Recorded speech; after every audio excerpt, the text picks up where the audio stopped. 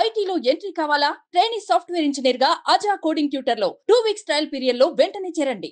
YS Jaganmohan రెడ్డితో అధ్యక్ష అని పిలిపించుకోవాలనేది ఆయన కోరిక. ఎన్నోసార్లు తన కోరికను బయటపెట్టారు. స్పీకర్ అవ్వాలని పట్టుబట్టారు. విశ్వ ప్రయత్నం చేశాడు. కానీ ఎందుకు అది కుదరలేదు. అయితేనే ఇప్పుడు మాత్రం కోరుకున్నది సాధించారు. స్పీకర్ కాలేకపోయినా డిప్యూటీ స్పీకర్ పదవిని మాత్రం అలంకరించబోతున్నారు. ఆయన ఎవరో కాదు, ఉండి ఎమ్మెల్యే రఘురామరాజు.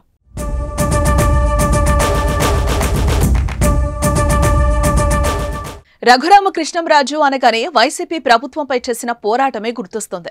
2019 ఎన్నికల్లో ఆయన నర్సాపురం లోక్సభ స్థానం నుంచి వైఎస్ఆర్సీపీ తరపున గెలిచిన ఆయన తర్వాత కొద్ది రోజుల్లోనే జగన్ ప్రభుత్వంపై తిరుగుబాటు జెండా ఎగరేశారు.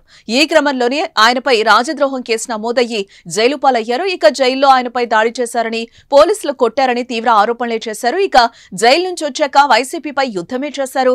రచ్చబండ పేరుతో ఎప్పటికప్పుడు అధికార పార్టీ నేతలపై మరింత స్వరం పెంచారు. అలాగే తనపైన సిఐడి అధికారులు దాడి చేశారని రఘురామ ఫిర్యాదు చేశారు.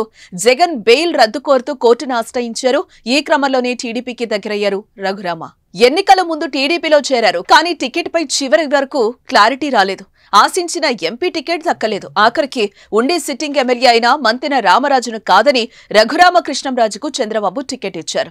ఈ ఎన్నికల్లో రఘురామ 56,000 ఓట్ల తేడాతో విజయం సాధించారు. రఘురామకృష్ణంరాజుతో పాటు కూటమి ప్రభుత్వం కూడా గెలవడంతో అసెంబ్లీలో స్పీకర్ గా చూడాలని ఆయన అభిమానులు కోరుకున్నారు. ముఖ్యంగా జగన్ అసెంబ్లీకి ప్రతిపక్ష నేతగా వస్తే స్పీకర్ గా ఉంటూ రఘురామ వేసే సెటైర్లు చూడాలని ఆశపడ్డారు.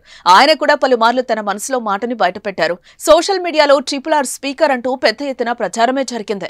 చంద్రబాబు మాత్రం స్పీకర్ అయ్యన్న పాత్రుడికి అవకాశం కల్పించారు. స్పీకర్ పదవి దక్కలేదు. మంత్రి పదవి ఆశించిన నిరాశ ఎదురైంది. టీటీడీ చైర్మన్ గా అవకాశం ఇస్తారని చూసినా జరగలేదు. దీంతో రఘురామరాజుకు ఎలాంటి పదవి ఇస్తారని జరుగుతున్న చర్చ నేపథ్యంలో తాజాగా చంద్రబాబు డిప్యూటీ స్పీకర్ గా రఘురామకృష్ణంరాజు పేరును ప్రకటించారు. ప్రస్తుతం అసెంబ్లీ సమావేశాలు జరుగుతున్న వేళ మండలితో పాటుగా అసెంబ్లీలోనూ పార్టీ చీఫ్ విప్, అదేవిధంగా కూటమి నుంచి విప్లను అధికారికంగా ఖరారు చేశారు.